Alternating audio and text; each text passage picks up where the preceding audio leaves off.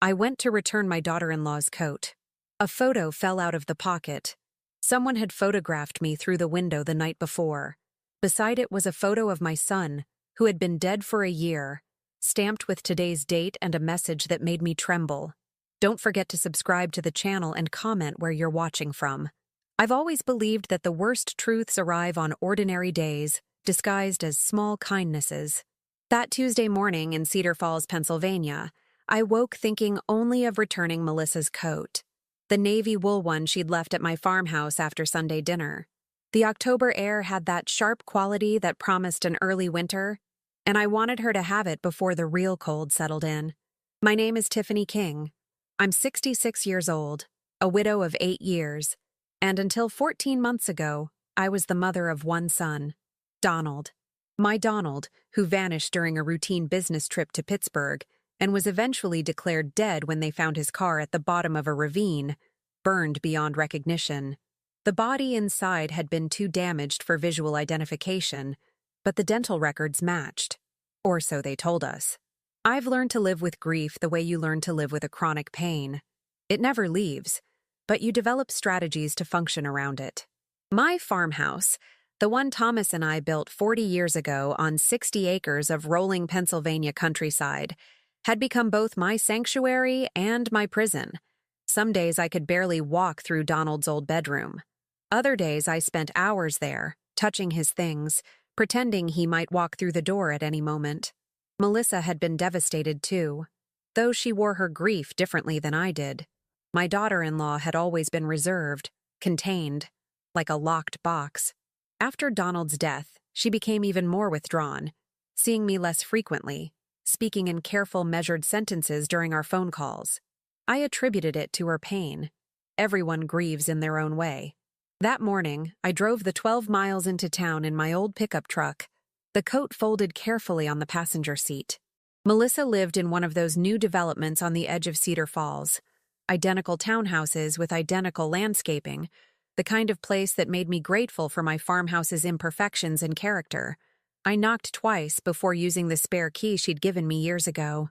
"Melissa, it's Tiffany. I've brought your coat." The house was silent. I stepped inside, noting the pristine cleanliness that had always been Melissa's trademark. Not a dish in the sink, not a magazine out of place. I hung the coat on the rack by the door, and that's when it happened.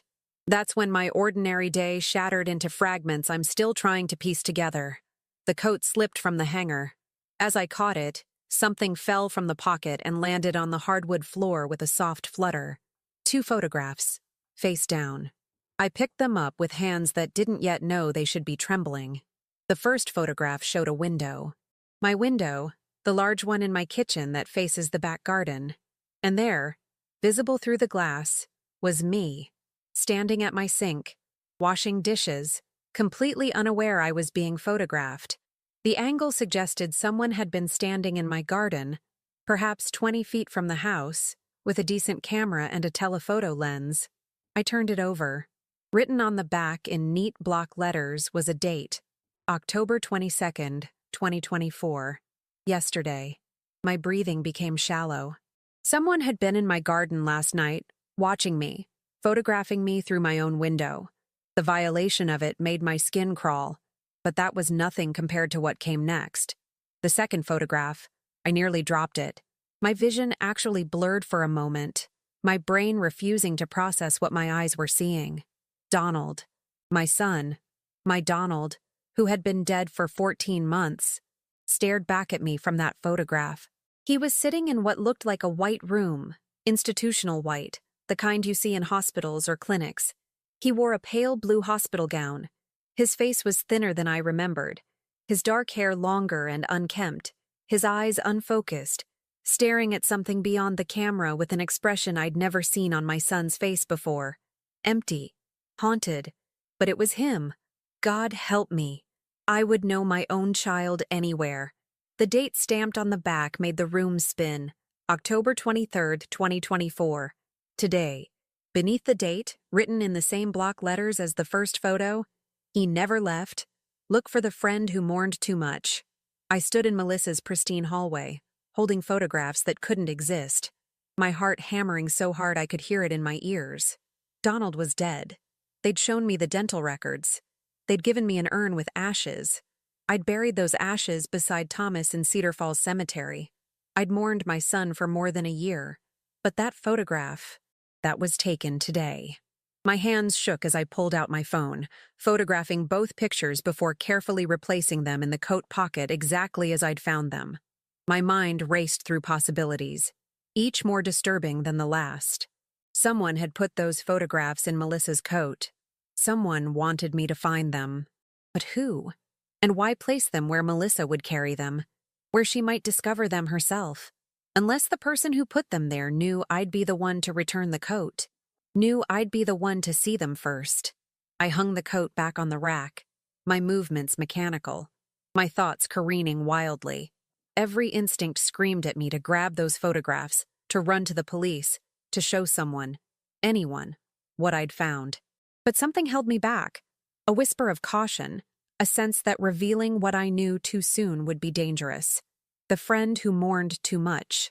I thought of Donald's funeral, the faces of those who came to pay respects, his co-workers from the engineering firm, his college roommate, the neighbors. And there, standing beside Melissa throughout the service, offering support, his face contorted with grief, Frank Scott. Frank, who had been Donald's best friend since college. Frank, who had helped Melissa with the funeral arrangements when I was too shattered to function. Frank, who still came by my farmhouse every few weeks to check on me, to help with repairs, to sit on my porch and share memories of Donald. Frank, who mourned too much. I left Melissa's townhouse in a daze, driving home on autopilot while my mind sorted through a year's worth of memories, searching for cracks in the narrative I'd been given. The car accident, the investigation, the closed casket, the death certificate. It had all seemed tragic but straightforward. But if Donald was alive, if that photograph was real and current, then everything I'd been told was a lie. Someone had staged his death. Someone had gone to extraordinary lengths to make us believe he was gone. And if the message was correct, that someone was Frank Scott. Back at my farmhouse, I sat at my kitchen table, the same table where I'd stood last night, visible through the window to whoever had photographed me, and forced myself to think methodically. I couldn't go to the police, not yet. If Frank had somehow kept Donald alive and hidden for 14 months, he had resources, connections, plans. Going to the authorities might get Donald killed, if he was even still. I couldn't finish that thought. I needed proof. I needed to understand what had happened, why it had happened, and where my son was now. My phone rang, making me jump. Melissa's name appeared on the screen. "Tiffany?" Her voice sounded strained, breathless. "Did you come by earlier? My coat. It was on the floor by the door." "Yes, dear. I returned it this morning. It must have fallen after I left." A pause. Too long. Was there anything in the pockets?" My heart stopped. "No, dear." "Should there have been?" Another pause. When she spoke again, her voice was different. Lower, careful. "No, nothing. I just thought I might have left my lip balm in there. Thank you for bringing it by." She hung up before I could respond. I sat holding the phone, a terrible understanding dawning. Melissa knew about the photographs. She'd found them before, or she'd known they were there all along.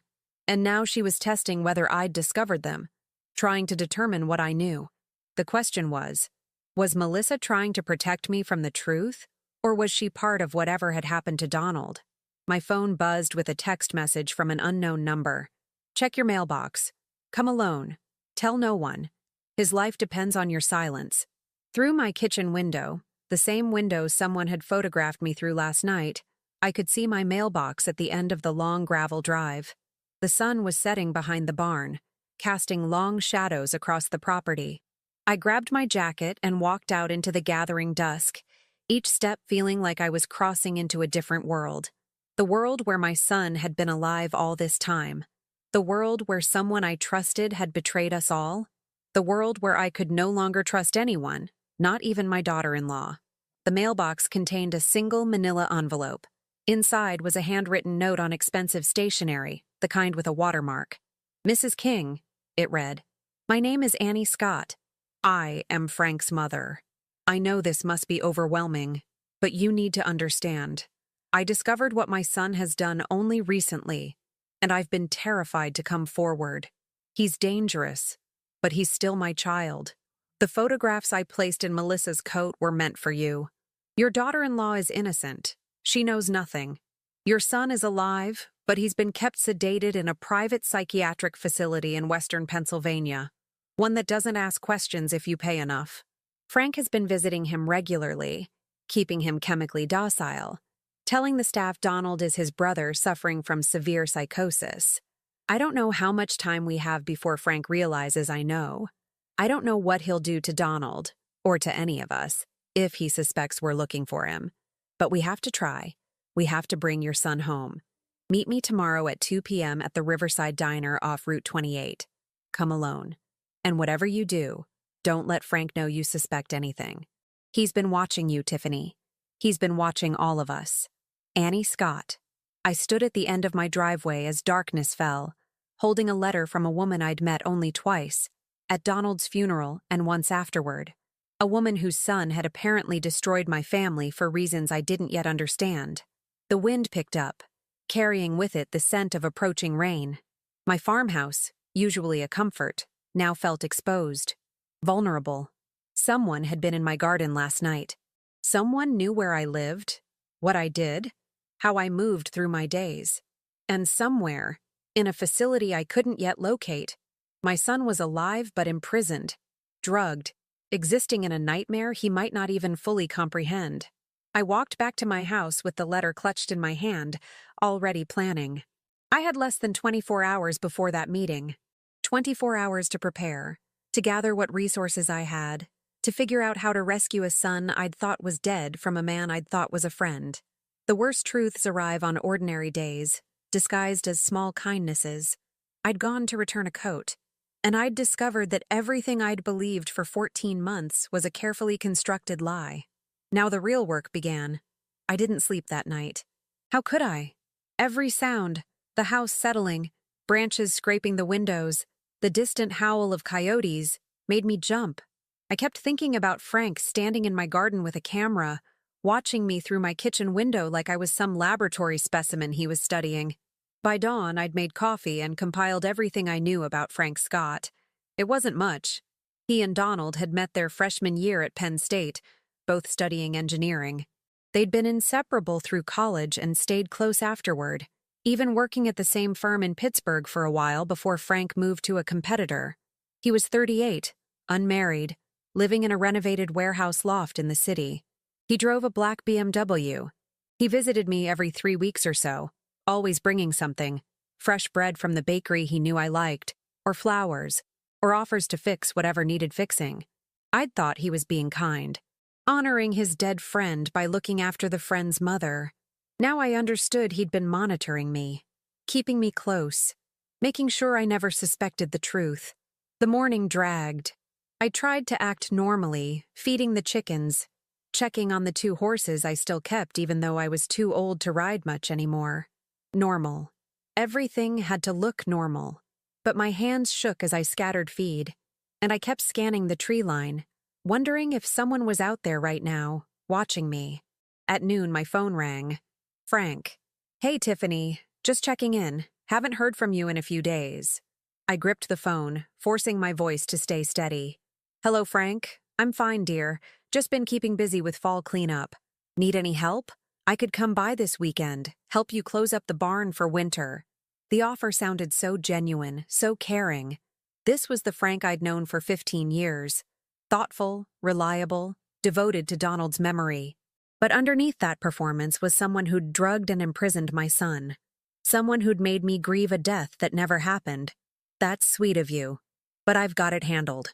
Besides, don't you have that project deadline coming up? A pause. How did you know about that? My stomach dropped. I didn't know about any deadline. I'd just said something to deflect his offer. Didn't you mention it last time you were here? Maybe. Yeah, you're right. The Stevenson building project. It's consuming my life right now. His voice relaxed again. But I'm never too busy for you. You're family, Tiffany. Family. The word tasted like poison. After we hung up, I sat at my kitchen table, heart racing. I'd nearly given myself away with one careless sentence. If I was going to survive this, I needed to be smarter, more careful. Frank was intelligent and paranoid enough to stage an entire death. One slip from me could be catastrophic. At 1:30, I drove toward Route 28 and the Riverside Diner, taking a deliberately circuitous route, checking my mirrors constantly for any sign I was being followed. The diner was an old-fashioned, chrome-sided building perched near the Allegheny River, the kind of place that served breakfast all day and knew every regular by name. Annie Scott sat in a corner booth, her back to the wall, watching the door. I recognized her immediately, despite only having met her twice. She was in her mid-60s like me, but where I'd let my hair go silver, she maintained an expensive auburn shade. She wore a camel cashmere coat and pearl earrings, the uniform of old Pennsylvania money. Mrs. King. She didn't stand, just gestured to the seat across from her. Her hands trembled slightly as she lifted her coffee cup. I slid into the booth, keeping my voice low. Why? Why would your son do this? Annie's eyes glistened. Because he loved her. Melissa. He's loved her since the day Donald introduced them. I saw it even then. The way Frank looked at her, the way his whole face changed when she walked into a room. But she never saw him that way. She only saw Donald. The waitress approached, and we both went silent, ordering coffee we didn't want just to maintain appearances. When she left, Annie continued, her words tumbling out like a confession she'd been holding too long. After they got married, Frank spiraled. He hid it well. But I'm his mother. I knew. He started drinking more, working obsessively. Then, about 2 years ago, he told me he was going to tell Melissa how he felt. I begged him not to. I told him it would destroy his friendship with Donald, that it was selfish and pointless. But he did it anyway. When? I leaned forward, my coffee forgotten. At Donald and Melissa's 5th anniversary party. Frank waited until the end, after most guests had left. He cornered Melissa in the kitchen and confessed everything. Told her he'd loved her for years, that Donald didn't appreciate her the way he did, that they belonged together. I remembered that party. I'd been there. I'd seen nothing unusual, just a successful celebration of my son's marriage. What did Melissa do? She rejected him, kindly but firmly. Told him she loved Donald, that she was sorry if Frank had misunderstood their friendship, but there could never be anything between them. Then she asked him to leave. Annie's voice cracked. Frank came to my house that night drunk and raging, said Melissa had humiliated him, said Donald had stolen the only thing he'd ever really wanted. I thought he was just hurt, that he'd get over it. But he didn't. He started planning. The realization made me cold. Annie nodded. 6 months later, Donald disappeared. The car accident, the body, the funeral. I believed it all. I mourned for your son, Tiffany. I swear I did. I thought it was a tragic coincidence. But 3 weeks ago, I went to Frank's loft unannounced. He wasn't home, but I had a key from when I'd cat-sat for him. I was looking for a book I'd lent him, and I found a file cabinet in his study. Locked, but the key was taped underneath. Her hands shook harder now. Inside were documents. Medical records from Pinewood Sanctuary. That's the facility. Admission papers for a patient named David Blake. And photographs. Dozens of them. Of Donald. The diner suddenly felt too small, too bright. Why didn't you go to the police immediately? Because... Annie's voice broke. Because I'm a coward. And because the documents showed that I'm listed as David Blake's next of kin. Frank forged my signature. If this comes out, I could be charged as an accomplice. My lawyer's son in Philadelphia already told me I'd be facing serious legal consequences, even though I had no knowledge of any of this. I could lose everything. My reputation, my freedom. And Frank is still my son, no matter what he's done. Tears spilled down her carefully made-up cheeks. But I couldn't let it continue. I couldn't let Donald rot in that place.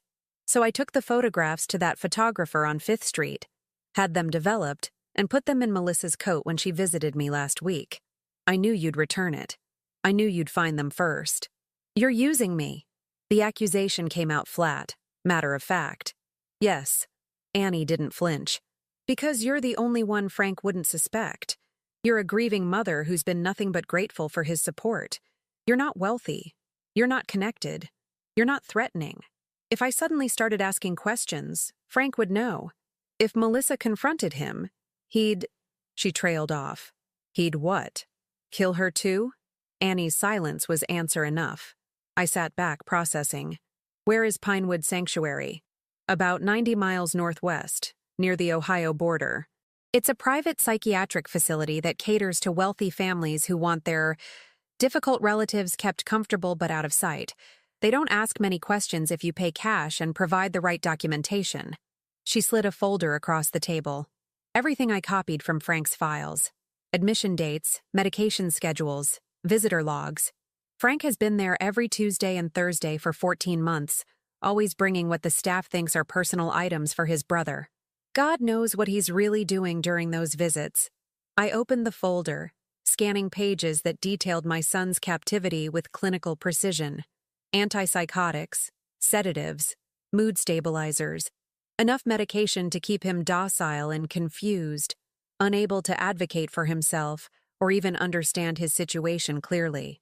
The staff thinks Donald is mentally ill? I asked.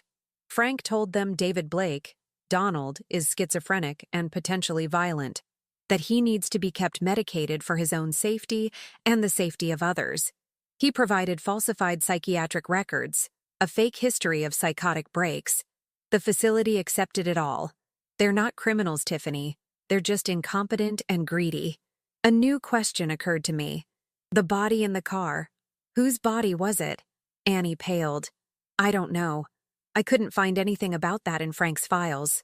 But the dental records matched, which means Frank had access to Donald's dental records and either forged them or found someone with similar dental work. The horror of it expanded in my chest. There's a dead person involved. Someone died so Frank could fake Donald's death. Or someone was already dead, and Frank used the opportunity. Annie pulled her coat tighter despite the diner's warmth. I don't know, and I'm terrified to find out. We sat in silence for a moment, the weight of conspiracy and murder settling between us like a third presence. Why Melissa? I finally asked. If he loved her so much, why make her suffer through Donald's death? Because she rejected him. Annie's voice turned bitter. In Frank's mind, if he couldn't have her, she didn't deserve happiness either. He wanted her to suffer, wanted her to eventually turn to him for comfort. He probably imagined that after a year or two of grief, she'd finally see him as her savior, her second chance at love. She laughed hollowly. My son is delusional and dangerous. Does Melissa know any of this? No, and we can't tell her yet. Frank has been courting her, did you know that? Taking her to dinner, helping with house repairs, being the supportive friend.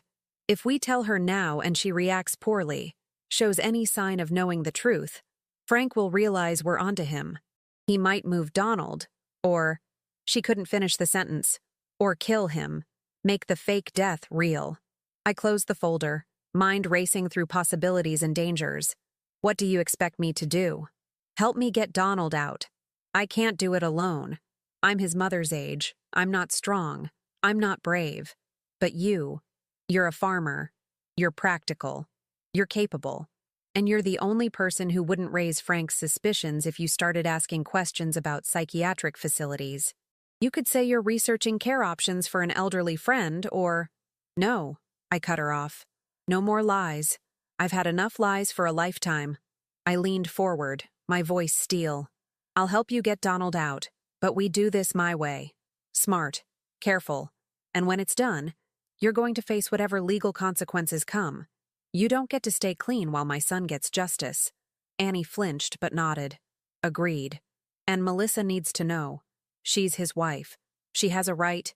Not yet. Annie grabbed my wrist, her grip surprisingly strong.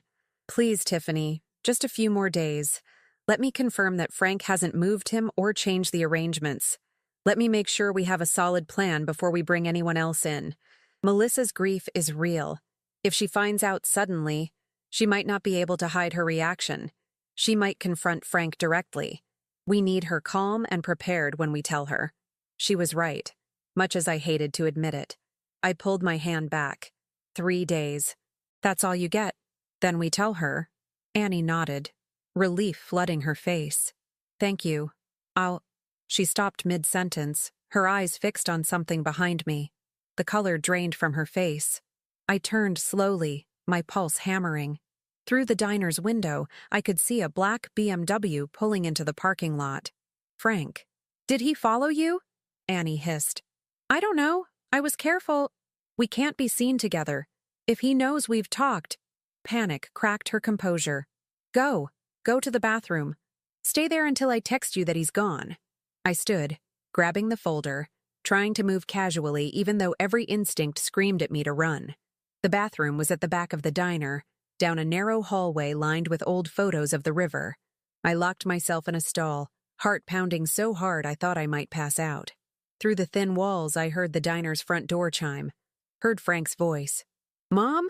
What are you doing here? Surprised, but not suspicious. Not yet. I couldn't hear Annie's response, but I heard Frank laugh. Heard him order coffee. Heard them talk about his work, about the weather, about nothing at all while I crouched in a bathroom stall clutching evidence of his crimes. My phone buzzed. A text from an unknown number. Annie must have gotten my number from Frank's phone somehow. He's staying. Suspicious. Leave through kitchen. Staff knows. They'll help. Car around back. Go now.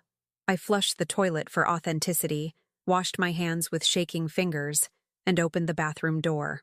The hallway seemed endless.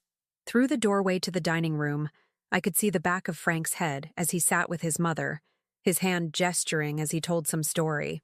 The kitchen was chaos, sizzling griddles, shouted orders, steam and heat. A thin man in an apron, maybe the owner, caught my eye and jerked his head toward the back door. Annie must have spoken to him while I was hiding. I slipped out into the cold afternoon air, the folder pressed against my chest. Annie's Mercedes was parked behind the dumpster, keys in the ignition with a note. Take it. I'll get a ride. Ditch it in 2 hours. He'll track it eventually. I slid behind the wheel of a car that probably cost more than my annual income and drove away from the Riverside Diner, checking the mirrors obsessively, wondering if Frank was already suspicious, if Annie could maintain her performance, if we'd just blown our only chance to save Donald. My phone rang as I hit the highway. Melissa. Tiffany, I need to talk to you. Can I come by tonight? It's important. The timing was too perfect, too coincidental.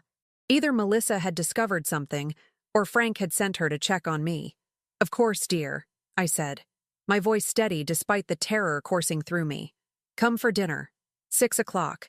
I hung up and gripped the steering wheel tighter, Annie's expensive car humming beneath me as I raced toward home and whatever confrontation awaited.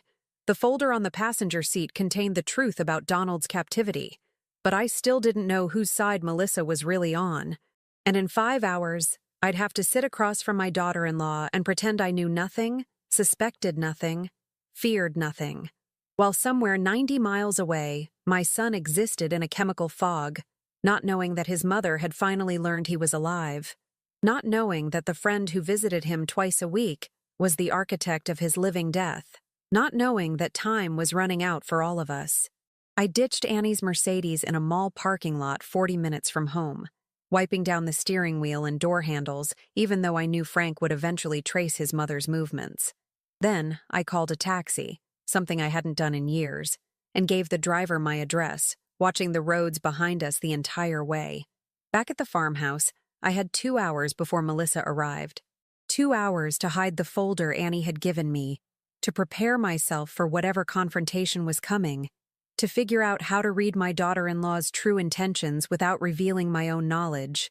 I chose my hiding spot carefully, inside the heating vent in Thomas's old workshop, a building separate from the main house that I rarely entered anymore. The folder fit perfectly behind the grate, invisible unless you knew to look. Then I returned to the house and started preparing dinner with hands that wouldn't stop shaking. Pot roast, Melissa's favorite. The irony wasn't lost on me. I was cooking comfort food while contemplating whether my daughter-in-law was innocent victim or willing accomplice. At exactly 6 o'clock, headlights swept across my kitchen window. I watched Melissa park her sensible Honda Civic and walk toward my door, her movements hesitant, almost nervous. She wore jeans and Donald's old Penn State sweatshirt, the one I knew she slept in sometimes. Her dark hair was pulled back in a messy ponytail, and even from a distance, I could see she'd been crying. "Come in, dear," I said, opening the door before she knocked. "Dinner's almost ready." Melissa stepped inside, and immediately I knew something was wrong. She didn't take off her coat, didn't move beyond the entryway, just stood there with her arms wrapped around herself, looking at me with eyes full of something I couldn't quite read. Fear? Guilt? Desperation? "Tiffany, I need to ask you something, and I need you to tell me the truth." Her voice was barely above a whisper. My heart raced, but I kept my expression neutral. "Of course. What is it?" "When you returned my coat yesterday, did you look through the pockets?" There it was, the question I'd been dreading. I could lie, play innocent, maintain my cover, or I could take a risk, trust my instincts about this woman who'd been my son's wife for 7 years. I chose the risk. "Yes." Melissa's knees seemed to buckle. She grabbed the doorframe for support, her face crumbling. Oh, God, you know. You've seen them. The photographs." I moved toward her slowly, as if approaching a wounded animal. "Melissa, how long have you known?" 3 days. She was sobbing now, the kind of crying that comes from deep places, from wounds that haven't healed. "I found them in my coat pocket 3 days ago. I thought I was losing my mind. I thought someone was playing a sick joke, or that I'd finally snapped from grief. But that photo of Donald, Tiffany, that's him. That's really him. I know my own husband. Come sit down." I guided her to the kitchen table, poured her tea she didn't ask for. "Tell me everything, from the beginning." Melissa wrapped her hands around the mug, her whole body trembling. "A week ago, I got a phone call. Unknown number. A woman's voice, older, refined. She said, 'Your husband is alive. Someone you trust has been lying to you. Check the coat you wore to Annie Scott's house.' Then she hung up. I thought it was a prank, some cruel person who'd read Donald's obituary and decided to torment me.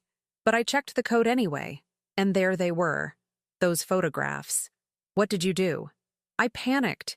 I didn't know what to do, who to trust. If Donald was alive, if someone had faked his death, then that meant— She looked up at me, her eyes hollow. It meant someone killed another person and put them in Donald's car. It meant someone had been lying to us for over a year. It meant I couldn't trust the police, maybe couldn't trust anyone. "So, you called me today." I kept my voice gentle, non-accusatory. I didn't know where else to turn. "You're Donald's mother. If anyone would know what to do, if anyone would believe me, it would be you." But then I got scared. What if you thought I was crazy? What if you thought I'd somehow done this? What if whoever took Donald was watching me, listening to my calls? She pulled something from her pocket, a burner phone, still in its packaging. "I bought this today. From now on, this is the only phone I trust." I made a decision then, one that could either save us or destroy us. "Melissa, I need to show you something." I retrieved the folder from the workshop, my heart pounding with each step. When I returned, Melissa was still at the table, staring at nothing. I placed the folder in front of her. "What is this?" "Proof. Medical records, admission papers, visitor logs. Donald is being held at a psychiatric facility called Pinewood Sanctuary, 90 miles from here. He's been there since the day he disappeared. He's alive, Melissa. Sedated, confused, probably not fully aware of what's happened to him. But alive." Melissa opened the folder with shaking hands, scanning pages, her expression cycling through disbelief, horror, rage, and something that looked like desperate hope. "How did you get this?" "Annie Scott gave it to me. She discovered what her son has done." "Frank?" Melissa's head snapped up. "Frank did this?" No, that's impossible. He's been helping me. After Donald died, Frank was the only one who understood, who didn't treat me like I might break. He's been taking me to dinner, checking on me. He even helped me negotiate a better rate with the life insurance company." She stopped, her face going white. "Oh my God. The life insurance. What about it?" "Frank recommended I get a lawyer to contest the lower payout they wanted to give me because Donald's death was ruled accidental." He connected me with someone from his firm who specializes in insurance disputes. We won. I got $300,000. I thought Frank was being kind, but her voice cracked. He wanted me to have money. He wanted me comfortable, stable, available. He's been courting me. All this time, while Donald was locked away somewhere, Frank has been courting me. The pieces clicked into place with sickening clarity. Did he ever tell you how he felt? Melissa's silence was damning. Finally, 5 years ago, at our anniversary party, he told me he loved me, that he'd always loved me, that Donald didn't deserve me. She looked at me, tears streaming. I rejected him. I told him we could never be friends if he couldn't respect my marriage. He apologized, said he'd been drinking, that it would never happen again. And it didn't. He was the perfect friend after that. Supportive but distant. Respectful. I thought he'd gotten over it. He didn't get over it. I pushed the visitor logs toward her. He's been visiting Donald twice a week for 14 months. Tuesday and Thursday afternoons like clockwork. The staff thinks Donald is his mentally ill brother. They think Frank is being devoted, caring. But God knows what he's really doing during those visits. Melissa stared at the logs, her finger tracing Frank's name over and over. He's been telling me I should start dating again. Said it's been long enough, that Donald would want me to be happy. Last week, he suggested we go to that Italian place Donald and I used to love. Said it might help me make new memories there. She laughed bitterly.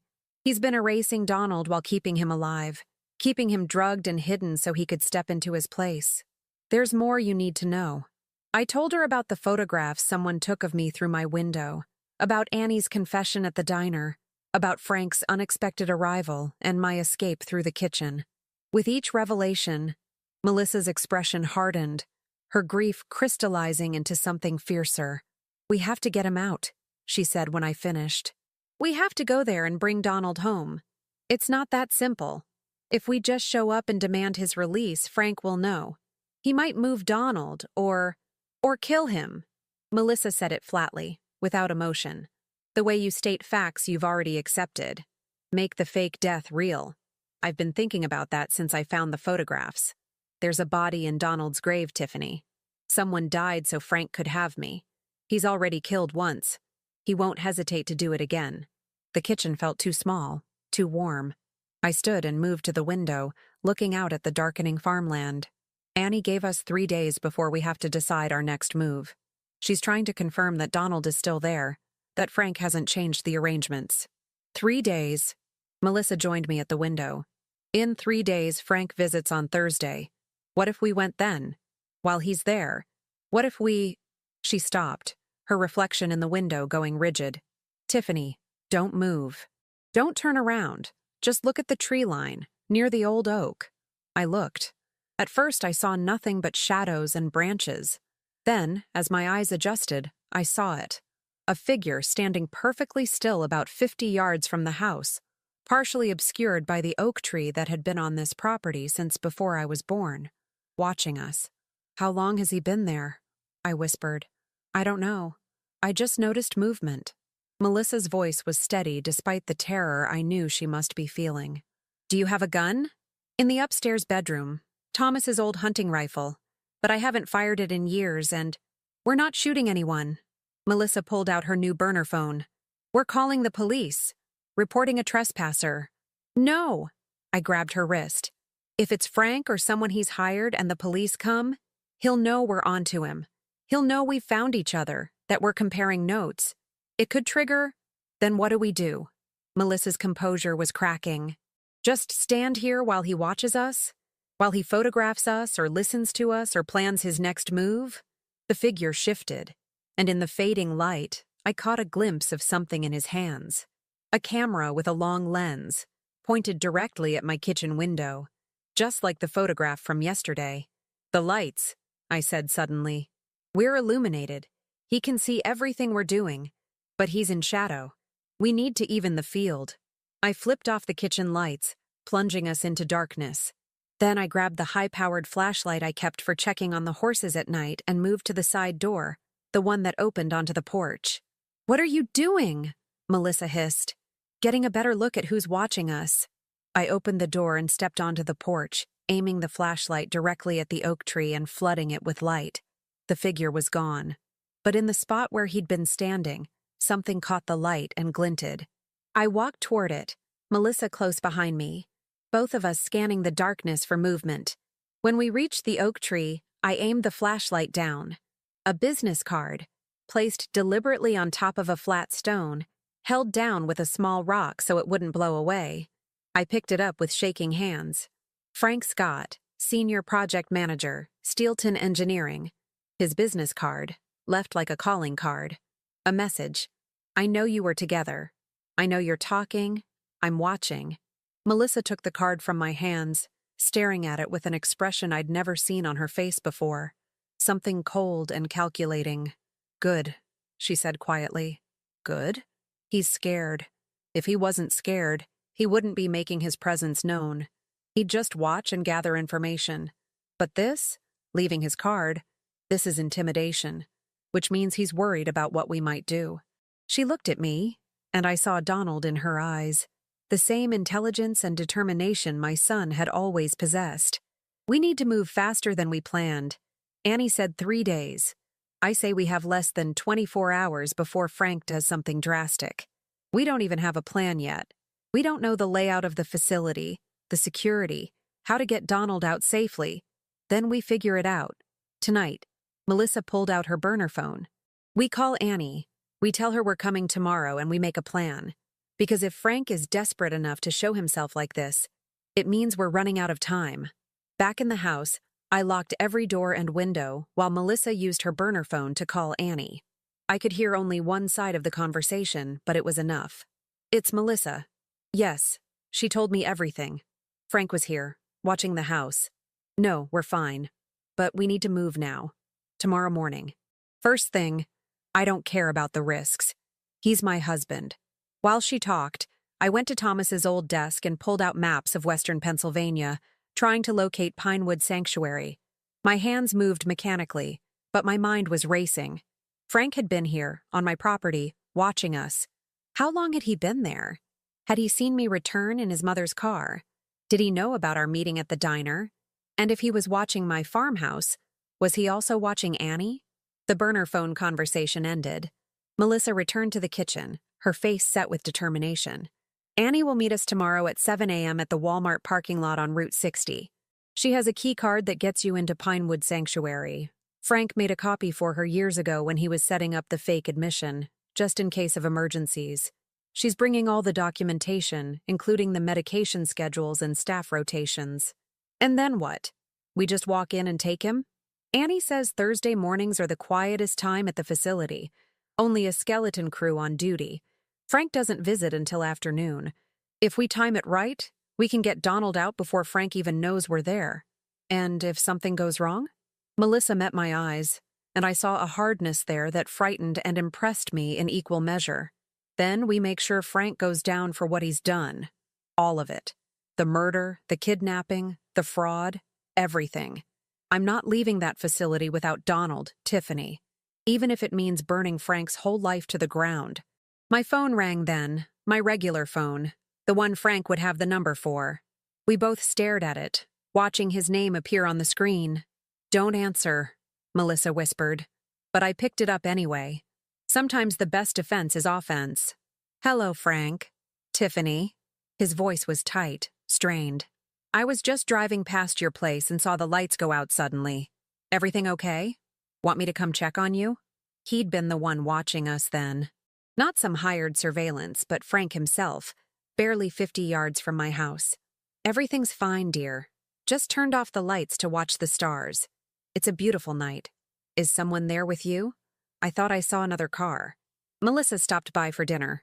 Just the two of us, remembering Donald. I let my voice break slightly, playing the grieving mother he expected me to be. It helps, talking to someone who loved him as much as I did. A long pause. That's good.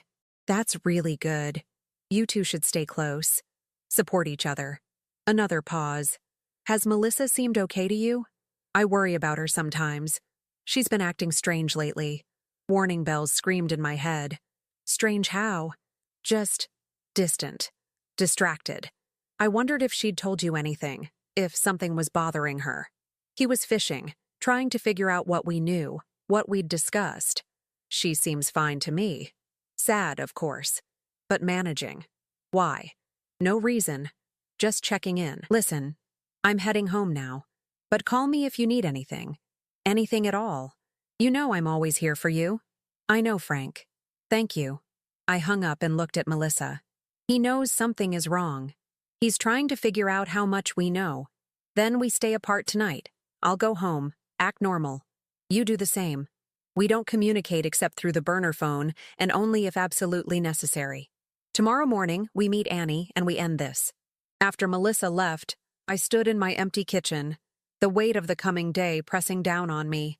Somewhere 90 miles away, my son was alive, trapped in a nightmare he probably didn't fully understand. And tomorrow, I would either save him or lose him forever. I thought about calling the police, but what would I tell them? That my son was being held in a psychiatric facility under false pretenses? They'd want proof, want to investigate, want to follow proper channels. And during all that time, Frank would have opportunities to move Donald, to silence Annie, to eliminate any evidence of his crimes. No, this was something we had to do ourselves. I went upstairs and pulled Thomas's rifle from the closet, checking to make sure it was loaded. I hoped I wouldn't need it, but I was done being the gentle, trusting mother who could be manipulated and deceived. Tomorrow I would get my son back, or I would die trying. I didn't sleep. How could I? Every creak of the house settling sounded like footsteps. Every shadow through the window looked like Frank returning. I sat in Thomas's old recliner with the rifle across my lap, watching the clock crawl toward dawn, rehearsing every possible outcome of the morning ahead. At 5 a.m., I showered and dressed in practical clothes, jeans, boots, a flannel shirt. I looked at myself in the mirror and barely recognized the woman staring back. When had I become someone who loaded rifles and planned rescues? When had gentle Tiffany King, farm widow and grieving mother, transformed into this harder version of herself? The day Donald disappeared, probably. The day Frank Scott decided my son's life was worth less than his obsession. At 6:30, I loaded the rifle into my truck, wrapped in an old blanket. Then I drove toward Route 60, taking back roads, checking mirrors obsessively. The morning was cold and gray, promising rain. Appropriate weather for what we were about to do. The Walmart parking lot was nearly empty at 7 a.m. I spotted Annie's Mercedes first, then Melissa's Honda parked 3 spaces away. Both women sat in their cars, waiting. I pulled in beside them, and we all emerged simultaneously, like actors taking the stage. Annie looked terrible, her expensive clothes wrinkled, her makeup smudged, her hands trembling as she clutched a leather briefcase. "He knows," she said, before either of us could speak. "Frank knows I took documents from his loft." My stomach dropped. "How?" "He came to my house at midnight, pounded on the door until I answered. Said he'd been by his place and noticed things moved in his study, files out of order. Asked if I'd been there." Annie's voice shook. I lied, told him I hadn't been to his loft in months. But he didn't believe me. He searched my house, Tiffany. My own son searched my house like I was a criminal. "Did he find anything?" Melissa asked, her voice sharp. "No. I'd already hidden everything here." Annie patted the briefcase. "But he's suspicious now. Very suspicious. He kept asking if I'd talked to anyone. If anyone had contacted me with questions about Donald. I denied everything, but..." She looked at us with terrified eyes. "He knows something is wrong. And if he figures out what we're planning, then we move faster." I cut her off, unable to bear another delay. "Do you have the key card?" Annie pulled it from her purse with shaking hands. "It's a master access card for staff. It opens all the common areas and patient rooms. But there are cameras, Tiffany. Security cameras throughout the facility. The moment we use this card, there will be a record. Can they identify us from the footage?" Melissa was already thinking tactically. "The cameras are mostly for monitoring patients, not for security. Low resolution, focused on rooms and hallways. If we keep our heads down, wear hats and scarves." Annie trailed off, clearly doubting her own words. I made a decision. "Melissa and I go in. Annie, you stay with the cars. If something goes wrong, if we don't come out in 30 minutes, you call the police and tell them everything. No. Annie's voice cracked. If I call the police, I'll be arrested. I'm listed as Donald's next of kin on the admission papers. They'll think I was part of it. You were part of it, Melissa said coldly. You knew about those documents for 3 weeks and did nothing. You only acted when it became convenient for you, when you could use Tiffany to do the dangerous work. That's not fair, isn't it? Melissa stepped closer, and I saw the rage she'd been containing. Your son destroyed my life. He murdered someone and put them in Donald's car. He's kept my husband drugged and imprisoned for over a year while courting me like some kind of psychopath. And you're worried about your reputation? I'm worried about going to prison, Annie shouted, her composure finally shattering. I'm 67 years old. Prison would kill me. And yes, I made mistakes. Yes, I should have acted sooner. But I'm here now, aren't I? I'm helping you. Because you have no choice. Melissa's voice was ice. Because if this goes public, you lose everything either way. So don't pretend you're here out of the goodness of your heart, Annie. You're here to save yourself. Stop. I stepped between them, my voice hard. We don't have time for this. Every minute we spend arguing is another minute Donald stays in that place. Annie, give us the card and the documentation, then drive to the diner where we met yesterday and wait. If we're not there by 9 a.m., you call the police. Your lawyer can deal with the legal consequences later. Annie hesitated, then handed over the briefcase and key card. Room 237. That's where Donald is. East Wing, 2nd floor.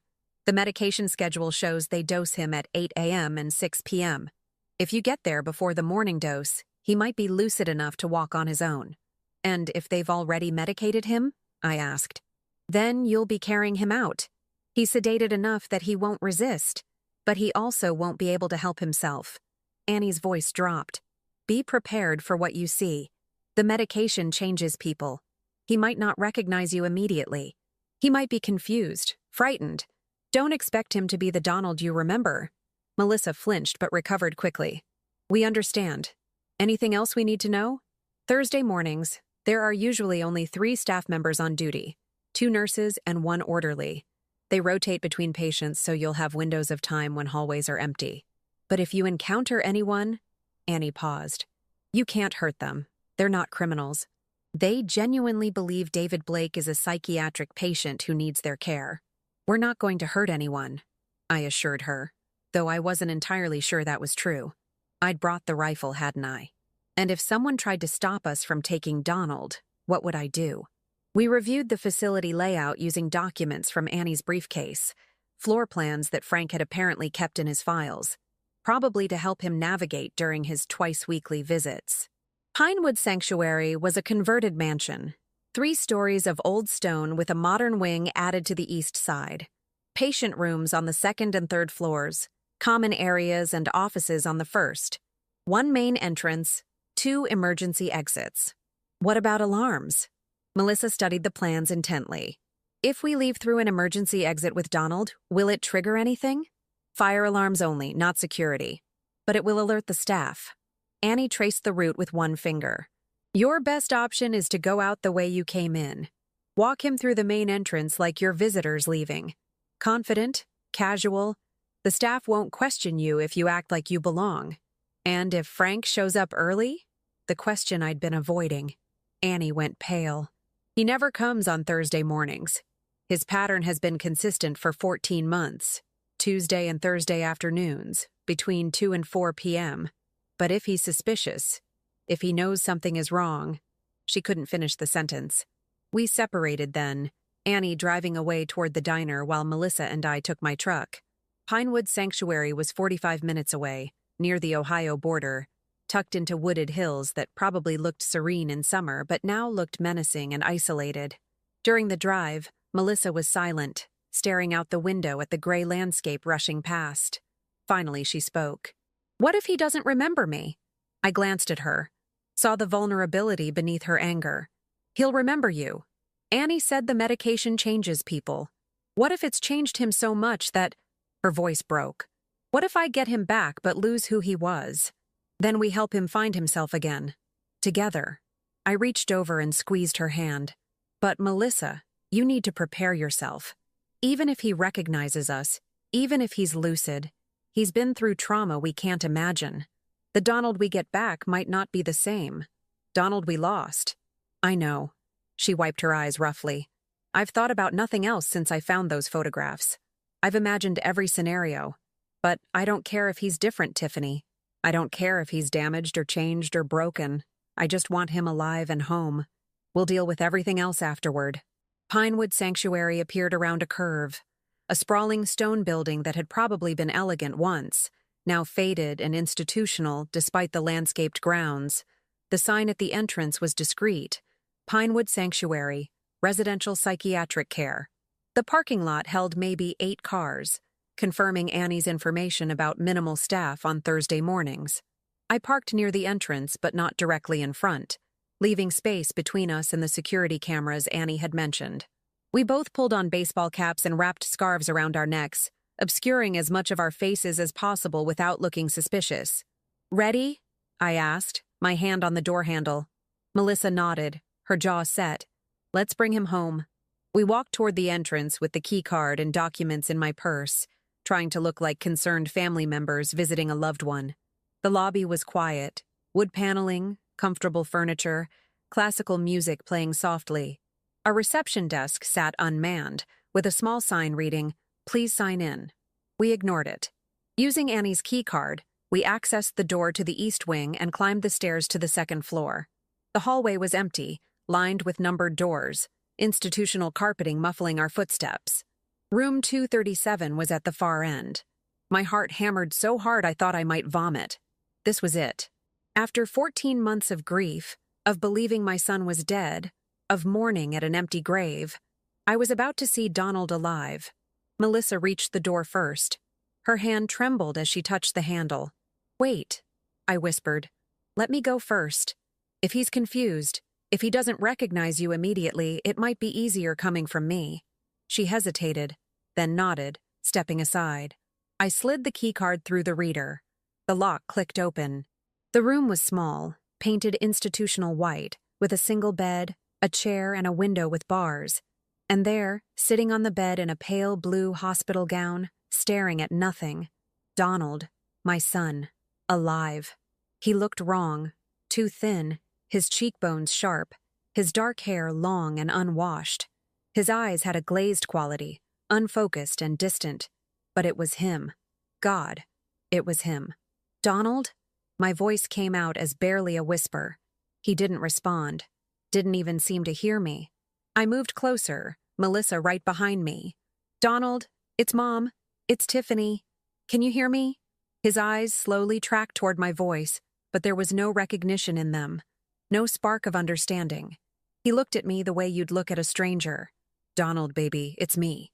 I knelt in front of him, taking his hands. They were cold, limp in mine. "We're here to take you home." "Home," he repeated, but the word sounded hollow, meaningless. Melissa pushed past me, falling to her knees beside him.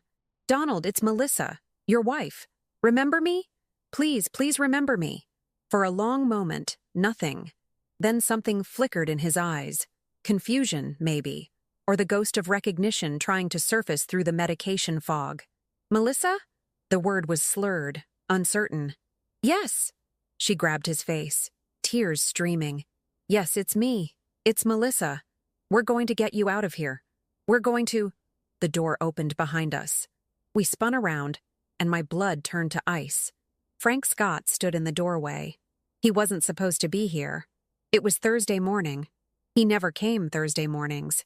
But there he was, blocking our only exit, his expression cycling from shock to understanding, to something darker.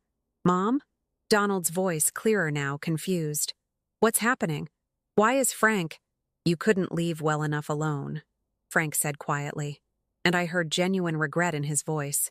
"I really didn't want it to come to this, Tiffany. I've always liked you. But you're forcing my hand." He pulled something from his jacket pocket. For one horrible moment, I thought it was a gun, but it was worse. A syringe. "Step away from him," Frank said, his voice still eerily calm. "Both of you. Now." "No." Melissa positioned herself between Frank and Donald. "You're not touching him again. You're not—" "I'll scream," I said, finding my voice. "I'll scream and bring every staff member in this building running. And I'll tell them you're delusional family members trying to kidnap a psychiatric patient against medical advice. Who do you think they'll believe? The devoted brother who's been paying for his care for over a year? Or two hysterical women with no legal standing?" Frank took a step closer. "This doesn't have to be violent. This syringe contains enough sedative to put him out for 12 hours. I give him the injection, you two leave quietly, and we all forget this happened. Donald goes back to his peaceful existence here, medicated and safe. You go home and mourn like you've been doing. Everyone gets what they need. Except Donald," Melissa spat. "He gets to stay your prisoner. He gets to stay alive," Frank corrected. "Which is more than I can say if you keep pushing this. Do you understand what's at stake? If this comes out, if people learn what I've done, I can't let Donald testify against me. I can't let him become evidence." His voice hardened. "So you have a choice. Walk away now or force me to make this permanent, because I will not go to prison. Not for him. Not for anyone." The threat was clear. If we didn't back down, Frank would kill Donald and dispose of the evidence, and probably kill us too. Behind me, I heard Donald's breathing quicken. The medication fog was lifting slightly, awareness returning. He was starting to understand where he was, what was happening. "Frank?" Donald's voice was weak, but growing stronger. "What did you do? Where am I? How long have I—" "Shh." Frank's expression softened when he looked at Donald. "It's okay, buddy. Everything's going to be okay. Just like always. I take care of you, remember? I'm the only one who really cares." "You're insane," Melissa breathed. "No, I'm committed." Frank pulled his phone from his pocket with his free hand. "Last chance. Leave now, or I make a call to some very dangerous people who owe me favors. People who make problems disappear. Permanently." I looked at Melissa. She looked at me.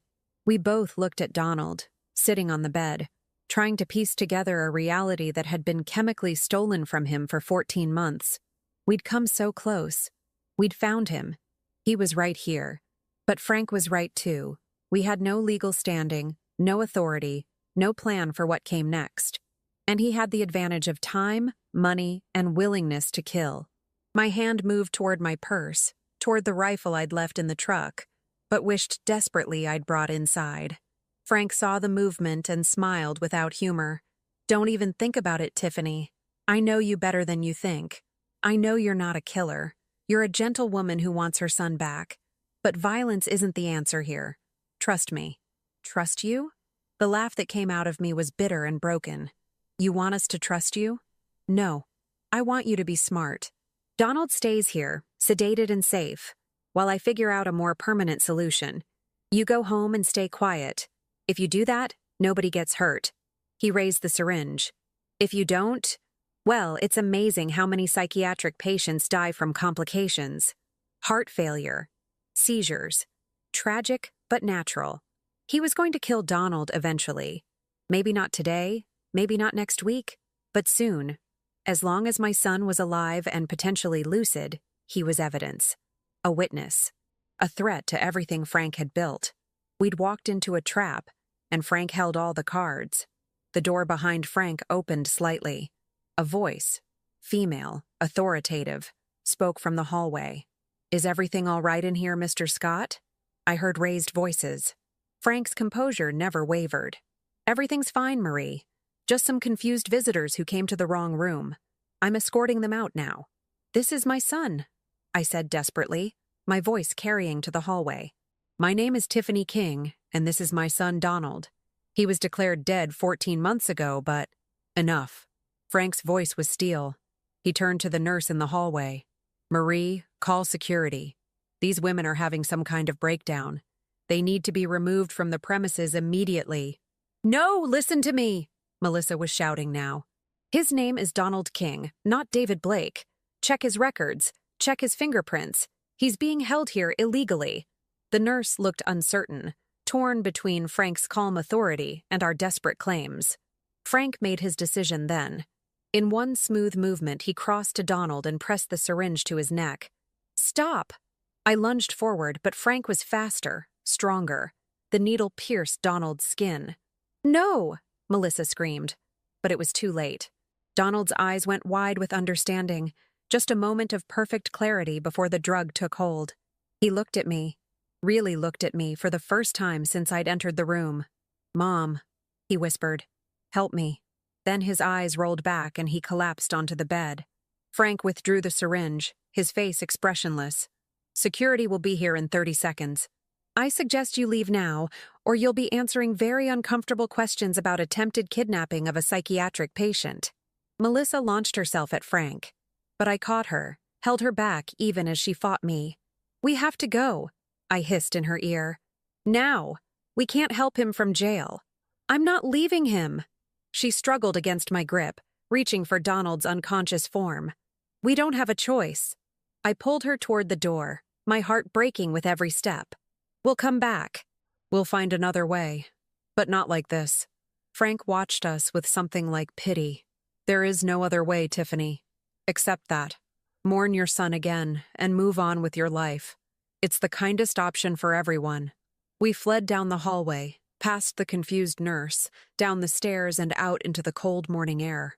Behind us, I heard shouting, heard security being called, heard the facility waking up to the disturbance we'd caused. Melissa collapsed against my truck, sobbing so hard she couldn't breathe.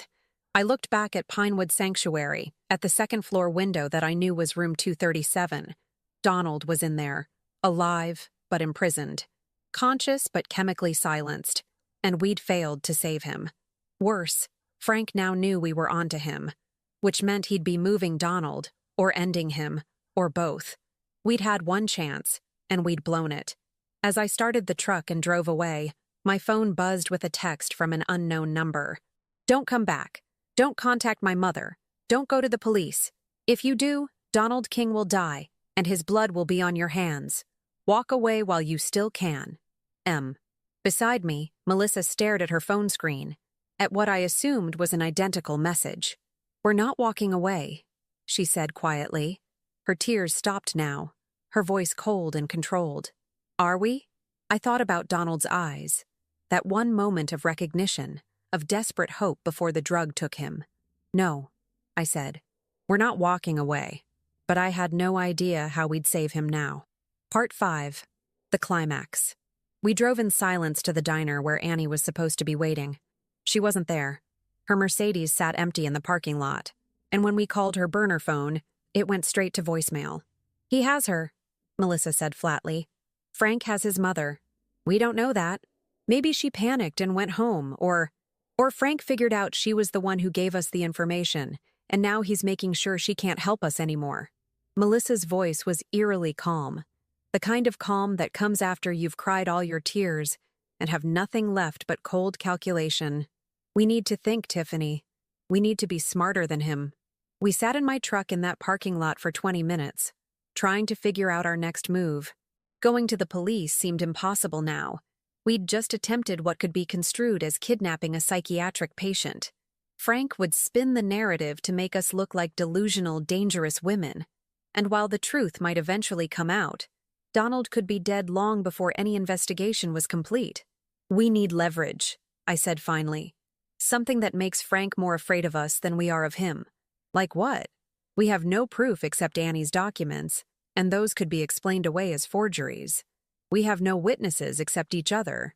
And Frank has resources, money, connections, everything we don't have." I thought about Frank's business card, left deliberately on the stone by my oak tree, about the photographs someone, Annie, had taken through my window, about the elaborate scheme Frank had constructed over months, maybe years. "He's been planning this for a long time," I said slowly. "Which means he's left traces, digital footprints, financial records, communications. Nobody stages a death without leaving evidence somewhere. How do we find it?" "We go to his loft." The idea crystallized as I spoke it. Annie said she found the documents there. There must be more. Emails, files, evidence of how he paid for Pinewood Sanctuary, how he falsified the dental records, how he found that body to put in Donald's car. If we can find enough evidence, That's breaking and entering. That's illegal. So is kidnapping, murder, and false imprisonment. I turned to face her. We're past legal now, Melissa. We're in survival mode. Either we find something to use against Frank, or he kills Donald to eliminate the evidence. Those are our only options. She was quiet for a long moment, staring out at the gray morning. Then, okay. When? Tonight. Frank will be watching us, expecting us to either run to the police or hide. He won't expect us to go on the offensive. I pulled out my phone. But first, we need to know if Annie is okay. I called Annie's home number. It rang 6 times before someone picked up. Hello? Annie's voice, but strange, strained. Annie, it's Tiffany. Are you all right? We've been worried. I'm fine. She cut me off quickly. Just a migraine. I came home to rest. I'm sorry I wasn't at the diner. I should have called. There was something wrong with her voice. The cadence was off, like she was reading from a script. Annie, are you alone? A pause. Yes, of course. Why wouldn't I be? If you're not alone, if someone is there with you, just say, I need to take my medication. Another pause, longer this time. Then, I need to take my medication. I really should go. The line went dead. Melissa had heard enough of the conversation to understand. He's there. Frank is at his mother's house, which means his loft is empty. I started the engine. We're going to Pittsburgh, now. The drive took 90 minutes. We used the time to plan, to think through every angle. Frank's loft was in a converted warehouse in the Strip District. Trendy, expensive, the kind of place with security cameras and key fob entry systems. Getting inside wouldn't be easy. Annie had a key, Melissa remembered, when she cat-sat for him. Maybe she still has it, but we couldn't go back for it without alerting Frank. We'd have to find another way in. We parked 2 blocks from Frank's building and did reconnaissance on foot. The building had 12 units, each occupying a full floor. Frank's loft was on the 8th floor. The main entrance had a doorman during business hours, but I checked my watch, 11:30 on a Thursday morning. The desk was unmanned. Loading dock, Melissa said, pointing to the back of the building. Residents probably use it for furniture deliveries, moving days. There might be service access. We circled around. The loading dock was open, and a door marked Service Entrance stood propped with a brick, probably by some contractor working in the building. We slipped inside without hesitation. The service stairwell was concrete and utilitarian, nothing like the elegant main lobby. We climbed 8 flights, my heart pounding from exertion and fear. At the 8th floor landing, a door led to the residential hallway. Frank's unit was 8C. The door was solid wood with an electronic lock. No key fob would help us here. I stared at it, my brief surge of confidence evaporating. Now what? I whispered. Melissa tried the handle. Locked, obviously. Then she ran her hand along the top of the door frame and smiled grimly. Old habits die hard. She pulled down a small magnetic box containing a spare electronic fob. How did you know that would be there? Because Donald used to keep spare keys in the same place. Some things people learn in college and never change. She waved the fob over the lock. It clicked open. Frank's loft was exactly what I'd imagined. Exposed brick, high ceilings, minimalist furniture, floor-to-ceiling windows overlooking the city. Everything was neat, ordered, controlled, just like Frank. You take the bedroom and bathroom, I directed. I'll take the office area. Look for anything. Files, documents, computers, phones. Take photos of everything you find. We have maybe an hour before he realizes we're here. We separated, moving quickly through Frank's carefully curated life. His bedroom was sparse. King bed with gray linens, a closet full of expensive suits arranged by color. Nothing personal, nothing revealing. The bathroom yielded only expensive toiletries and prescription sleeping pills. I had better luck in his office.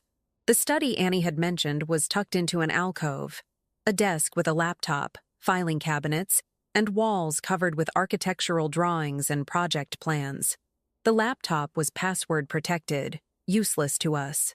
But the filing cabinets, the first one was unlocked, full of mundane documents, tax returns, utility bills, work files. The second cabinet was locked, but the key was exactly where Annie had said, taped underneath the bottom drawer. Inside, I found treasure. Medical records from Pinewood Sanctuary. Financial statements showing cash payments totaling over $300,000 over 14 months. A burner phone, turned off.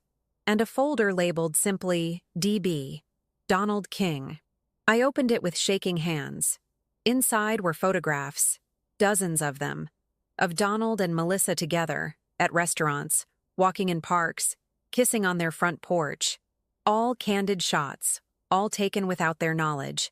Some were dated as far back as 7 years ago, when they'd first gotten married. Frank had been watching them, obsessing over them, for their entire marriage. Beneath the photographs were printouts of text messages and emails, somehow obtained or hacked from Donald's accounts. I skimmed them quickly. Ordinary married couple exchanges about dinner plans, work stress, weekend trips. Nothing scandalous, nothing that would justify Frank's actions. But then I found the journal. It was expensive leather, the kind you buy to record important thoughts. Frank's handwriting filled every page with increasingly disturbing entries. I photographed pages at random, my hands shaking as I read, June 12, 2022, saw M today at the coffee shop. She looked at me like I was nothing.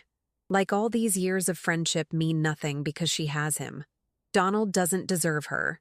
He takes her for granted, works too much, barely notices when she speaks.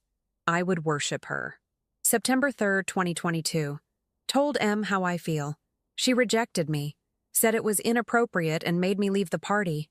Donald looked so smug afterward like he'd won something. He doesn't even understand what he has. He'll never appreciate her the way I would. January 15th, 2023. I've been researching psychiatric facilities. There are places that don't ask questions if you have enough money and the right documents. Places where someone could disappear, kept comfortable but controlled. It's not cruel. It's merciful. Better than death.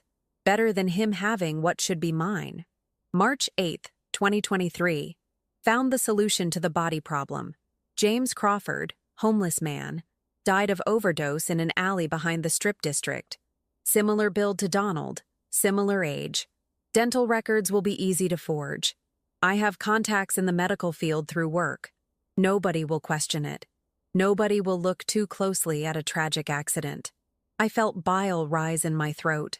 Frank had found a dead homeless man and planned to use his body to fake Donald's death. The casual way he wrote about it, like it was just another engineering problem to solve, made my skin crawl. There were more entries, detailing how Frank had drugged Donald at a business meeting in Pittsburgh, how he'd staged the car accident with the homeless man's body inside, how he'd forged the dental records through a corrupt dental assistant he'd bribed. Every detail of the conspiracy written in Frank's own hand. "Tiffany!" Melissa's urgent whisper from the other room. "Someone's coming!" I grabbed the journal, stuffing it in my jacket along with the medical records and financial statements. We ran for the door, but through the peephole I could see the elevator indicator lighting up. Someone was coming to the 8th floor. "The fire stairs," Melissa hissed. "The other end of the hall." We ran, trying to be quiet but desperate. Behind us, I heard the elevator ding, heard doors opening. We made it to the stairwell and plunged downward, taking stairs 2 at a time. 8 floors of controlled falling, until we burst out into the loading dock and didn't stop running until we were 3 blocks away, hidden in my truck, both of us gasping for breath. "Did you get anything?" Melissa asked when she could speak. I pulled out the journal, my hands still shaking. Everything. He documented everything. His obsession, his planning, how he faked the accident, where he got the body. It's all here. Melissa grabbed the journal, flipping through pages, her expression cycling from horror to rage to something like savage satisfaction. "This is it. This is what we need. We can go to the police now, show them this, make them investigate." "No." The word came out more forcefully than I intended. "Not yet." "Why not? This is evidence of kidnapping, fraud, probably murder. Because Frank still has Donald. Because the moment police get involved, the moment Frank thinks he's caught, what do you think he'll do?" I held her gaze. "He'll eliminate the evidence. He'll kill Donald and make it look like suicide or an accident. or whatever he needs to do. And then it's our word against his. Evidence or no evidence. Melissa's face crumbled as she understood. So what do? We use this to make Frank give us Donald. I took the journal back, an idea forming. We arrange a meeting. We tell him we have evidence that will destroy him unless he releases Donald to us. We make a trade. He'll never agree to that. He'll call our bluff. It's not a bluff. We show him just enough to prove we have the journal, the records, everything. We make him understand that his only option is to cooperate, or we release it all, to the police, to the media, to his employers, to everyone. I was thinking out loud now, the plan taking shape. But we don't do it alone. We need witnesses. We need people who can verify what happens, who can help us if it goes wrong. Who? Annie is compromised. We don't have anyone else we can trust. I thought about my farm, about the people who'd lived in Cedar Falls their whole lives, about my neighbor Tom, who'd been Thomas's best friend and had helped me countless times since Thomas died, about Marie Brown, who ran the general store and knew everyone's business, about Father Michael at St. Catherine's, who'd presided over both Thomas's and Donald's funerals. We have a community, I said. People who've known me for 40 years. People who'll believe me over some city engineer they've never met. We bring them in. We tell them everything. And we make Frank face all of us together. Melissa stared at me. You want to confront him in Cedar Falls? In front of your neighbors? No. I want to confront him at my farmhouse, tomorrow night. We invite him for dinner. Tell him we want to talk. Want to hear his side of things. We act defeated. Like we're ready to accept his version of reality. And when he shows up, we have witnesses hidden throughout the property, people who'll hear every word, who'll document everything, who'll call the police the moment we have what we need. That's insane. Melissa paused, thinking it through. That might actually work. It has to work. Because we're out of options. I started the truck. We have 24 hours to set this up. Let's go home and start making calls. We drove back to Cedar Falls, and I began assembling the people I trusted. Tom Hall first. I caught him at his farm and explained everything. He stared at me like I'd lost my mind, but when I showed him pages from Frank's journal, his weathered face went hard. Son of a bitch, he muttered. Danny's alive? This whole time? And Frank Scott is keeping him imprisoned. Tom, I need your help. Tomorrow night, 7 p.m., my place. I need you and anyone else you trust to be there. Hidden. Listening. When we have Donald safe, you call the police. You're damn right I'll be there. And I'm bringing my shotgun. No guns, please. This has to be clean, legal, documented. Just witness what happens and be ready to call for help. I made similar calls to Marie Brown, to Father Michael, to 3 other neighbors who'd known Donald his whole life. Each one reacted with shock, then anger, then immediate willingness to help. By evening, I had 7 people committed to being at my farmhouse the next night, hidden in the barn, the workshop, the spare bedroom. 7 witnesses to whatever happened. That night, Melissa and I sat at my kitchen table and drafted the message to Frank. It had to sound defeated, desperate, but also hint at the leverage we now held. Finally, I typed, Frank, we need to talk. Tomorrow, 7 p.m., my farmhouse. Come alone. We have something you need to see. Something that will change everything. We're ready to listen to your side. We're ready to find a solution that works for everyone. Please, let's end this peacefully. Tiffany. I sent it from my regular phone, making it look like a capitulation rather than a trap. Frank replied within minutes. I'll be there. Don't do anything stupid, Tiffany, for Donald's sake. Melissa and I looked at each other across the table, the weight of what we were about to do settling over us. Tomorrow night, she said softly. We get him back, or we lose everything. Tomorrow night, I agreed. Frank Scott faces justice. I went to bed that night knowing I wouldn't sleep, knowing that everything, Donald's life, our freedom, maybe even our survival, depended on the next 24 hours going exactly right. In my son's old bedroom, I stood in the doorway and whispered a promise to the empty space. I'm bringing you home, Donald. I swear to God, I'm bringing you home. Outside, the wind picked up, rattling the windows. Storm coming. Good. Let it come.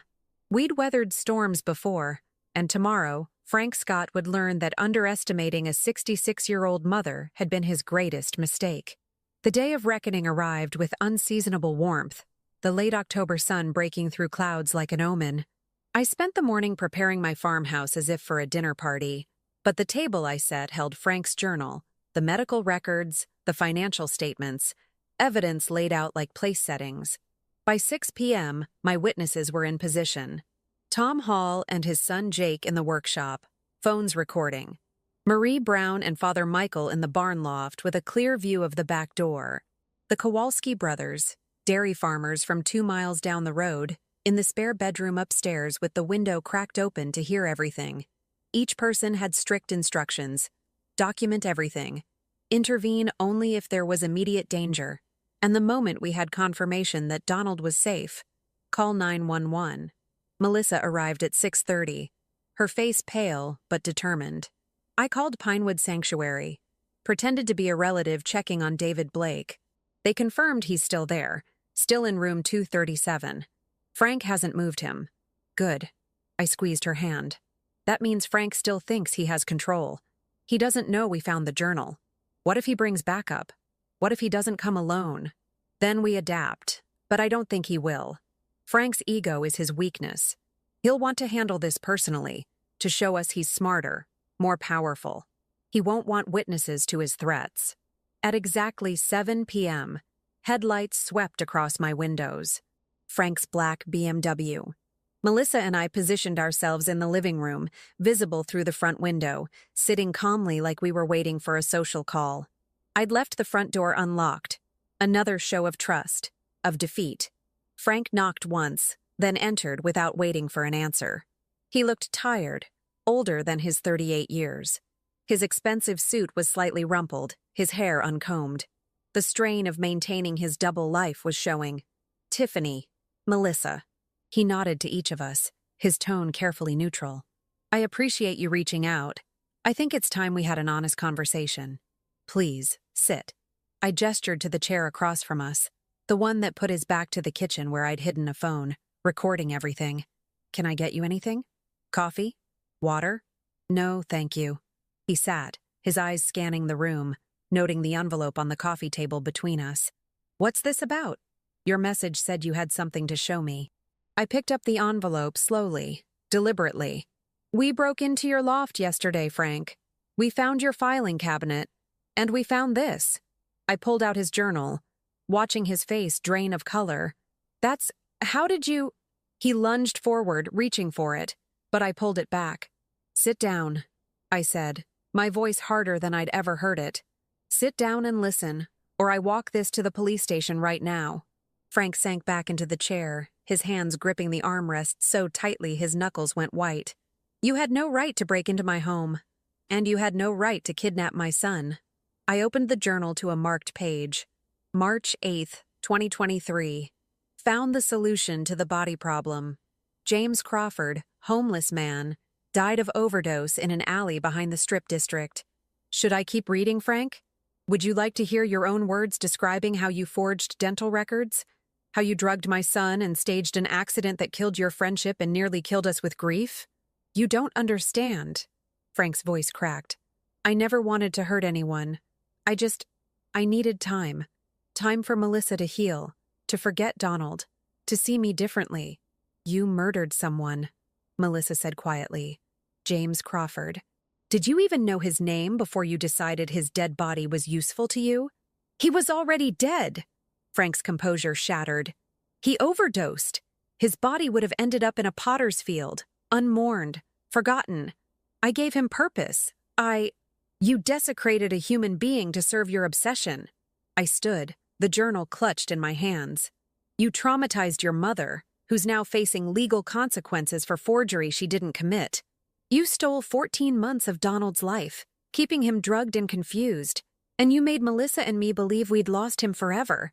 Do you have any idea what that grief did to us? Do you care? Frank stared at his hands. I care about Melissa. Everything I did was for her, to give her a chance at real happiness. Donald never appreciated her. He worked too much, ignored her, took her for granted. I would have given her everything. I never asked you for anything, Melissa said, her voice trembling with rage. I loved Donald. I chose Donald. And you decided my choice didn't matter, that your feelings were more important than my autonomy, my marriage, my life. You're not a romantic, Frank. You're a monster. No. He shook his head violently. No, I protected him. I could have killed Donald. I could have made the fake death real. But I didn't. I kept him safe, comfortable, cared for. That counts for something. You want credit for not murdering my son? I couldn't believe what I was hearing. You want us to thank you for only drugging and imprisoning him? I want you to understand that I'm not the villain here. Frank stood, pacing, his carefully controlled facade crumbling completely. I'm a man who loved someone and was rejected. I'm a man who made hard choices to pursue happiness. Yes, I went too far. Yes, I made mistakes. But my intentions were never cruel. I just wanted a chance, a fair chance, to show Melissa what we could be together. Then give me my son back.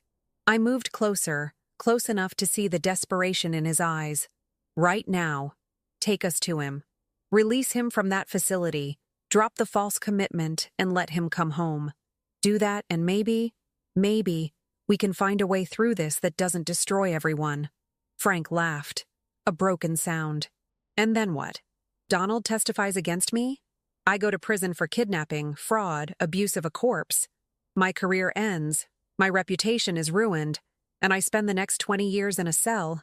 That's your idea of mercy? It's more than you deserve. Melissa stood too, facing him. But Tiffany is offering you a choice.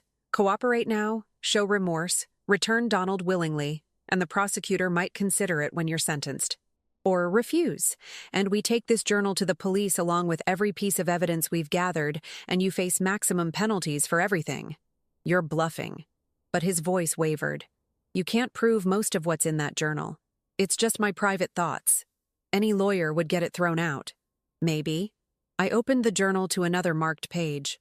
But combined with the financial records showing cash payments to Pinewood Sanctuary, the fake admission papers with Annie's forged signature, the burner phone we found, and the photographs you took of Donald and Melissa over 7 years, all of which we documented and copied before leaving your loft, I think the police will have enough to investigate. And once they start looking, Frank, what else will they find?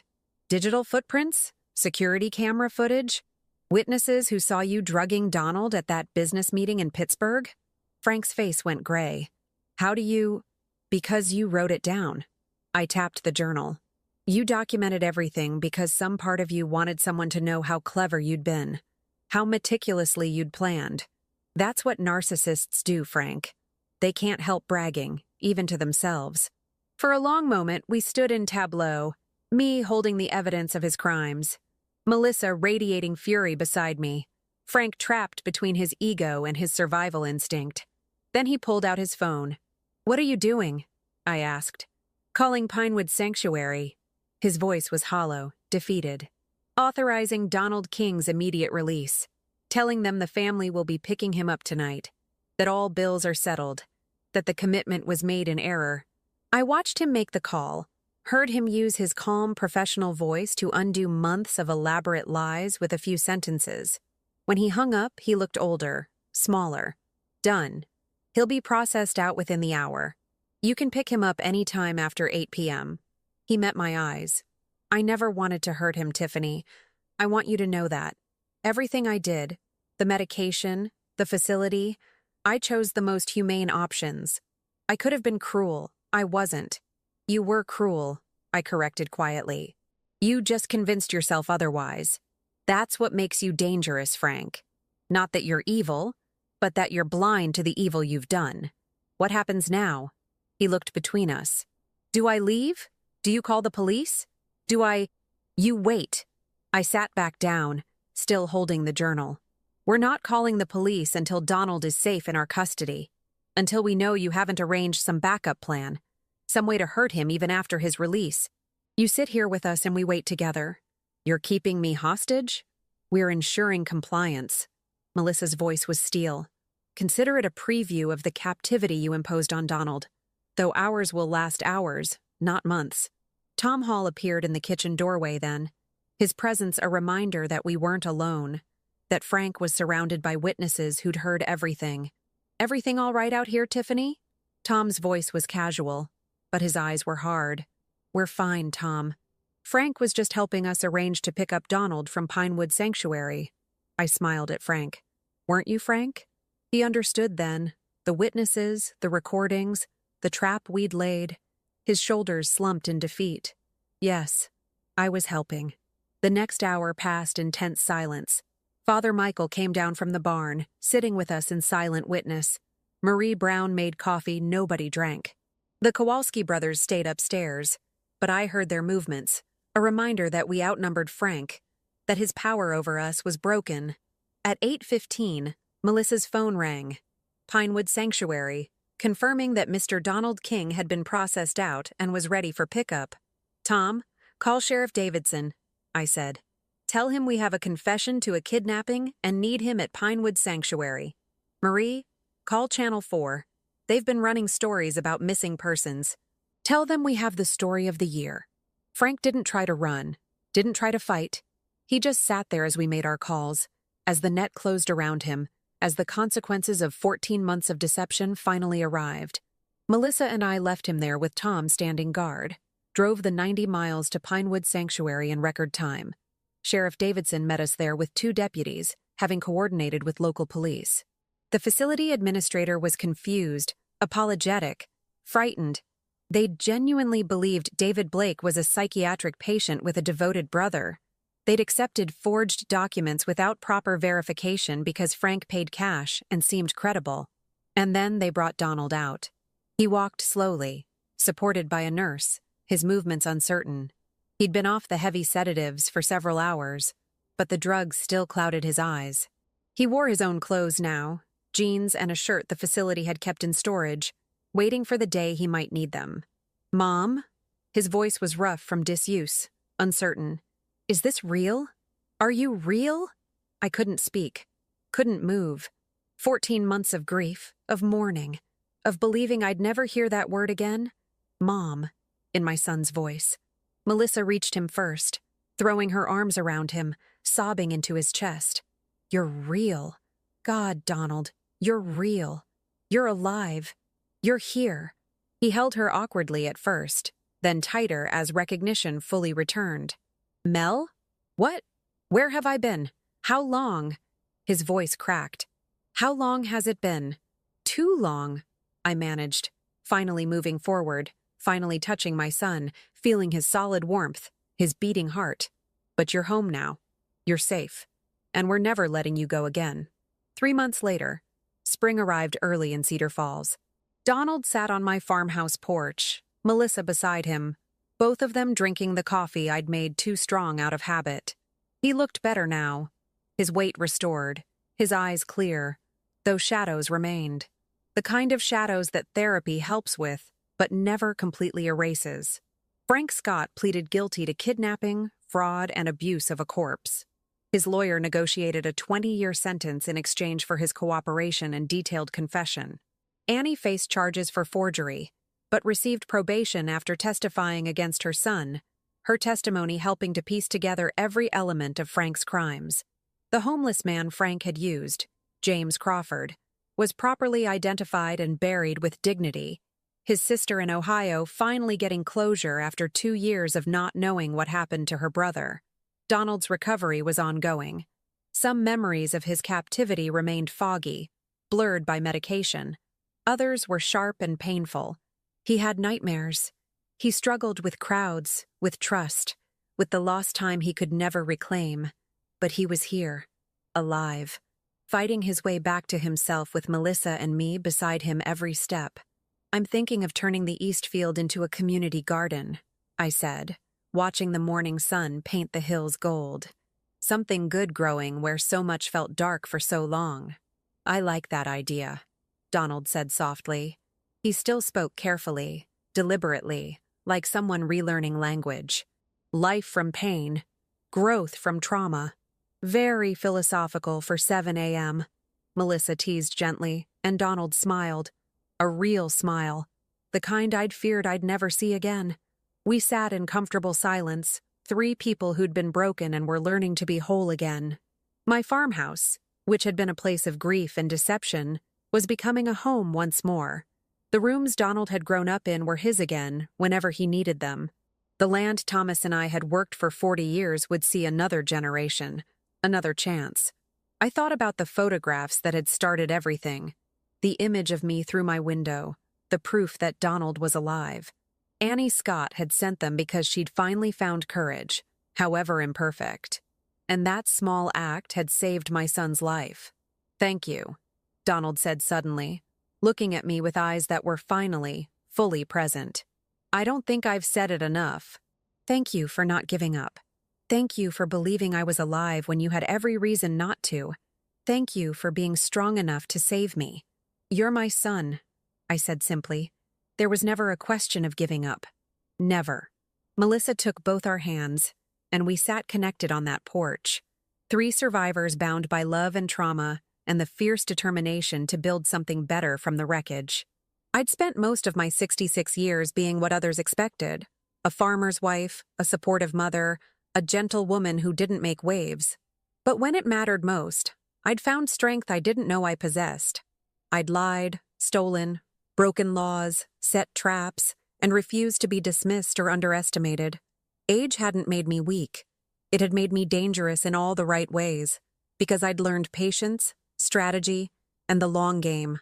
I'd learned that sometimes the quietest people fight the hardest battles, and I'd learned that a mother's love, given enough time and determination, can move mountains or tear down the walls of any prison. Frank Scott had thought he was smarter, more powerful, more in control. He'd seen me as an obstacle easily managed, a grieving old woman who could be manipulated with kind words and false support. He'd been catastrophically wrong. My farmhouse stood solid in the morning light, its windows no longer hiding secrets, its rooms no longer haunted by false deaths. Donald was home. Melissa was healing. And I had learned something essential about myself. That strength comes not from youth or force, but from wisdom, perseverance, and the absolute refusal to accept injustice. I was 66 years old, and I had saved my son. And if I could do that, I could do anything. The photographs that began this nightmare still existed somewhere in evidence lockers, being used to build the case against Frank. But I didn't need them anymore. The proof of Donald's life was sitting beside me, drinking coffee, planning his future with his wife, reclaiming the time that had been stolen. That was all the proof I needed. That was everything. Now tell me, what would you have done if you were in my place? Let me know in the comments. Thank you for watching, and don't forget to check out the video on your screen right now. I'm sure it will surprise you.